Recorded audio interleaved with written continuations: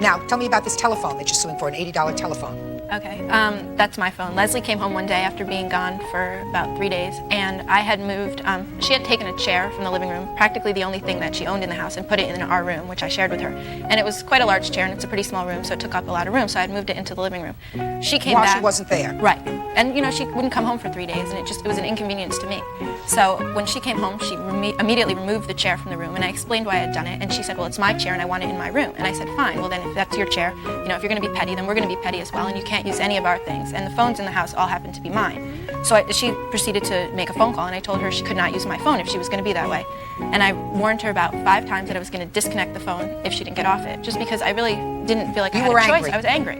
Yes, so I did disconnect the phone, and at that point she smashed the phone against the wall with all her might. And did you do broke that? It. Unintentionally, yes, I did. How do you unintentionally do that? I threw it across the room and it hit the wall, but I didn't mean Where to did hit you it expect against it the to wall. hit? Just outside there somewhere, I don't know. You broke the phone, you have to pay for it. How much Well, was I the do phone? have my counterclaims for that. How much was your phone? It was $80, or for a new one it's $80. Okay. Now, I'd like to hear about your counterclaims.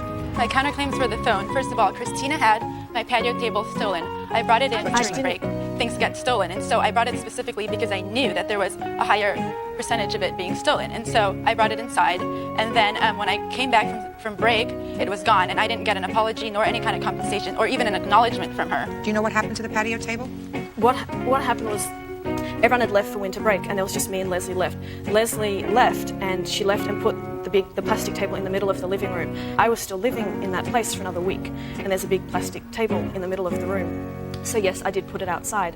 And, you know, so yes, we all got back from winter break, and yes, it had been taken. This plastic table, where did you get it from?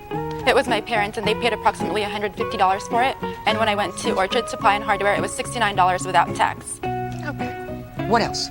Also, before spring break, which is a week long, I left my car in our parking lot, in the apartment parking lot. And then they took it out into the street and left it there over spring break, causing it to be hit with a $315 damage, estimated damage. And I do have the paperwork for that as well. I could show that to you. I like to. No, go do you want to? I just want to explain that where we live, almost 90% of people park on the street. And Leslie left for spring break a few days before everyone else. And the car, the way the lot's structured is it's 3 in a row. She left her car in the last spot, but there were still 2 other people in front of her who needed to be driving. So it was moved onto the street, so the other 2 who were still living there could have access to their cars. So they're parked one right behind One the other? behind the other, and she left it. She didn't say, hey guys, I'm leaving, make sure you put my car back in the lot. She didn't specifically say, I want my car in the lot for this week. She just left, leaving it there. We have a set of keys so everyone can move everyone's cars freely, and that's an agreement that we had. Let me ask you a question. Did you park your car in the street at all? I did, but when I left it in the parking lot, and no one ever moves a car from the street to the parking lot that belonged to someone else. They would move it from the number 3, the last spot, to the number 1 spot. That's not true at all. For moving cars, But you never, no one has ever moved anyone's car from my, I am not lying. Yes, our Just a you guys second. won't take responsibility. You didn't even acknowledge it. If you had cared that much, you should have put it in the first spot, Liz.